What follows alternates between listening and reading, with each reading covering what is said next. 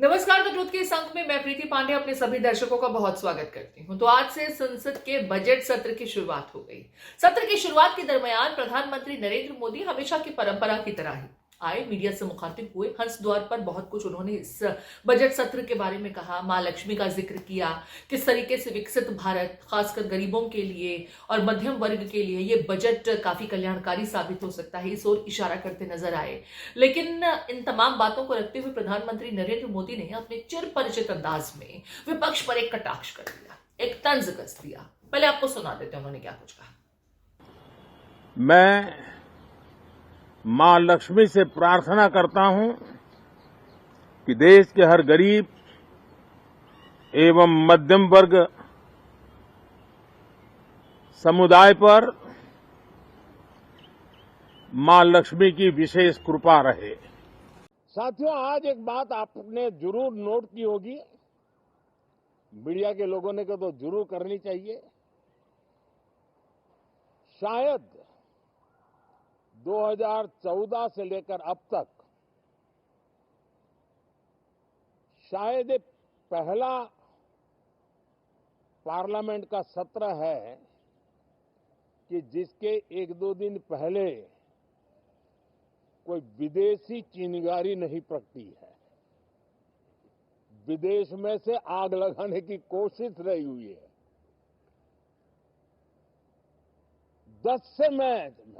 10 साल से यानी 14 से देख रहा हूं, हर सत्र के पहले शरारत करने के लिए लोग तैयार बैठते थे और यहां उसको हवा देने वालों की कोई कमी नहीं है। ये पहला सत्र मैं पिछले 10 साल के बाद देख रहा हूं कि जिसमें किसी भी विदेशी कोने से कोई चिंगारी नहीं हुई। अभी रिसेंट तक भी इन बातों का प्रमाण हम लोग को देखने को मिला है, सरोज जैसे विषय को लेकर, जहां पर कहीं ना कहीं विदेशी ताकतों का हस्तक्षेप भारत में रहा था। जब जब विपक्ष की नेतृत्व वाली सरकारें रहीं, उस वक्त किस तरीके से दूसरे देश के लोग समय समय पर भारत की नीतियों को प्रभावित करने का कार्य करते थे, इसको कई बार उदाहरणों के तौर पर भी प्रमाणित किया गया है। तो प्रधानमंत्री नरेंद्र मोदी ने यह कहा कि बीते कुछ सालों में 2014 ऑनवर्ड्स ये पहला मौका है जब किसी संसद सत्र की शुरुआत से पहले विदेशी जिन्न बाहर नहीं आया, विदेशी चिंगारी ने आग पकड़ने की कोशिश नहीं की, सुलगी नहीं विदेशी चिंगारी। हालांकि इस चिंगारी को हवा देने वाले देश में ही बहुत से लोग मौजूद हैं। आप समझ चुके होंगे पीएम मोदी का इशारा किस ओर था। अब प्रधानमंत्री नरेंद्र मोदी ने तो ये कह दिया, प्रतिक्रिया जाहिर है उस खेमे से भी आनी जरूरी थी जिस खेमे को लेकर के दरअसल ये कटाक्ष किया गया था। अब उस खेमे से अलग अलग प्रतिक्रियाएं आई हैं, लेकिन प्रियंका गांधी वाड्रा, क्योंकि संसद में अब तो बिल्कुल अभी वो नहीं है, तो उनका जिक्र करना बहुत जरूरी हो जाता है। प्रियंका गांधी ने क्या कुछ कहा, प्रियंका वाड्रा ने क्या कुछ कहा, आपको सुना देते हैं। हमेशा यही करते हैं, जनता की जो इश्यूज है उनके बारे में बात नहीं करते, जवाब नहीं देते। आपने पिछला सेशन देखा, चर्चा ही नहीं की, तो ये सब तो कहेंगे ना। तो ठीक है, प्रियंका गांधी ऐसा लग रहा है कि किसी परिपक्व सांसद की तरह तैयार हैं कि उन्हें क्या कुछ करना है संसद में, बजट सत्र में उनकी भूमिका बहुत महत्वपूर्ण रहे, लाइमलाइट में बनी रहे। और उनकी तरफ से भी बड़ा स्ट्रॉन्ग रिएक्शन पीएम के इस रिमार्क के बाद देखने को मिला। लेकिन ये तो सत्र की शुरुआत है। पीएम ने ये कह जरूर दिया कि कहीं कुछ विदेशी चिंगारी नहीं देखने को मिली, यानी कि इस बार शांत रह सकता है सत्र और बाकी कामकाज हो सकते हैं, जो जरूरी कामकाज है जिसके लिए सत्र दरअसल बुलाया जाता है, जो हमेशा हंगामे की भेंट चढ़ जाता है। खैर, ऐसा तो उन्होंने कहा, लेकिन क्रॉस फिंगर करने से कुछ होने वाला कहां है बंधु। राष्ट्रपति का अभिभाषण हुआ, जो परंपरा के मुताबिक हमेशा होता है। इस अभिभाषण के बाद में बड़ा जबरदस्त अभिभाषण था, 1 घंटे का अभिभाषण, जिसमें बीते 10 सालों में देश ने विकास की राह को कैसे पकड़ा, कैसे आगे बढ़ रहे हैं विकास की राह पर, 2047 के विकसित भारत का जो लक्ष्य है उसे साधने के लिए क्या कुछ प्रारूप सरकार द्वारा तैयार किया गया है उसका भी जिक्र किया गया। युवाओं का, किसानों का, मध्यम वर्ग का, महिलाओं का, खिलाड़ियों का, हर क्षेत्र का जिक्र राष्ट्रपति के अभिभाषण में लगभग देखने को मिला। लेकिन इस अभिभाषण के बाद जहां खास करके केंद्र के खेमे से तो बड़ी जबरदस्त तारीफें हुई, लेकिन जब विदेशी मुद्दे पर विपक्ष घिर रहा था तो विपक्ष कहां छोड़ने वाला था। विपक्ष से जब पूछा गया कि राष्ट्रपति का अभिभाषण कैसा लगा तो अलग अलग प्रतिक्रियाएं आई। किसी ने कहा कि कुंभ को लेकर के तवज्जो ज्यादा दिया जाना चाहिए था, जो लोग लापता हैं उनके बारे में कुछ खास जिक्र देखने को नहीं मिला, मायूसी हुई। अखिलेश यादव तक ने इस बारे में कमेंट किया। आम आदमी पार्टी के खेमे से भी कुछ अन्य मुद्दों को लेकर के बातें रखी गई कि अभिभाषण में कुछ चीजें मिसिंग दिखाई दी। इतना ही नहीं, सोनिया गांधी से जब मीडिया ने पूछा कि राष्ट्रपति का अभिभाषण उन्हें कैसा लगा तो पहले वो कुछ कमेंट ना करती नजर आई।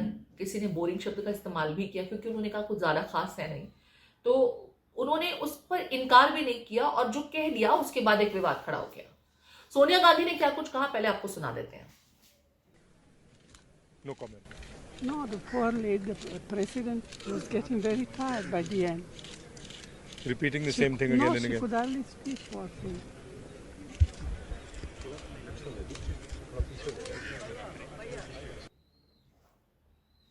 जी हां, आपने ठीक सुना। बोरिंग, थकी हुई, पुअर लेडी और भी बहुत कुछ। अब सोनिया गांधी कहना क्या चाहती थी? क्या उनकी मंशा यही थी जो उनके शब्दों में बयां हो गई, या दरअसल कहना कुछ और चाहती थी लेकिन उस वक्त शब्दों से वो जूझ रही थी और उसके मायने कुछ और निकल गए?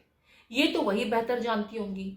लेकिन जिस तरह से धनुष से निकला हुआ बाण और जुबान से निकली हुई वाक्य वापस नहीं लिए जा सकते, ये डैमेज हो चुका है।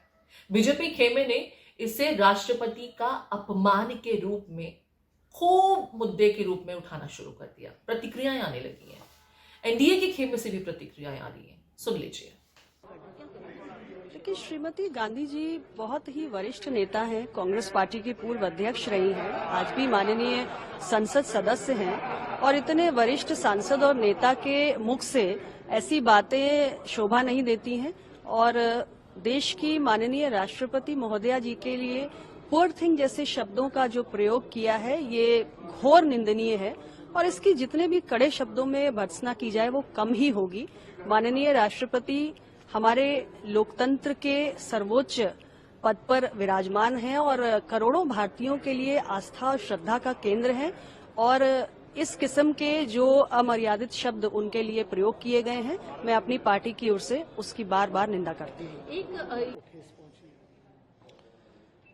जिस तरह से कांग्रेस लीडर सोनिया गांधी ने माननीय राष्ट्रपति का और राष्ट्रपति पद का अपमान किया है, मैं तो इसका निषेध करता हूं, क्योंकि उस चेयर पर बैठे हुए आदमी के लिए इस तरह से वर्ड यूज करना वो गलत है। इसलिए मैं सोनिया गांधी और उनका राष्ट्रपति पद का अपमान करना ये उचित नहीं है।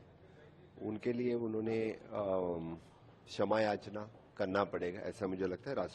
राष्ट्रपति की और उस पद की गरिमा सभी ने रखनी चाहिए। ये देश के लिए अपमान पद की बात है, न कोई सिर्फ किसी व्यक्ति के लिए, लेकिन देश के इस उच्च पद पर बैठे हुए आदमी के बारे में इस तरह से बात करना बिल्कुल कोई सहन नहीं करेगा।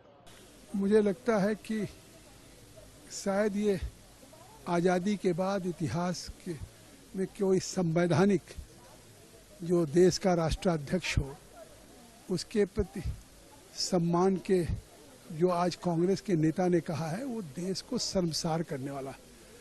तब एक संवैधानिक प्रक्रिया है, देश के महामहिम राष्ट्रपति दोनों समेत सदनों को संयुक्त रूप से संबोधित करते हैं। अब देखिए, डैमेज तो हो चुका है क्योंकि राष्ट्रपति का पद संविधान के लिहाज से देश में सर्वोच्च पद होता है और सर्वोच्च पद पर आसीन किसी महिला को अगर इस तरह की टिप्पणी की जाए, वो भी एक देश की सबसे पुरानी पार्टी के सबसे वरिष्ठतम नेता के द्वारा, तो जाहिर है दूसरा खेमा तो इसे भुनाने की कोशिश करेगा ही। वो चूक हो चुकी है। अब बजट सत्र 1 फरवरी को है, देखते हैं कि बजट में क्या कुछ रहेगा।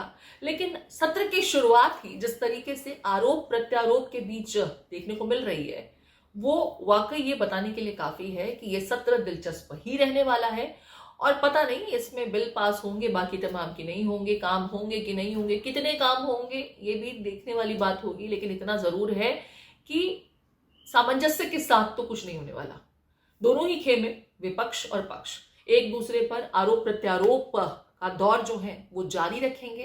अब इसमें जनता का विकास कितना होता है, जनता का भला कितना होता है, इसके लिए आप कीजिए इंतजार। मुझे दीजिए इजाजत। नमस्कार।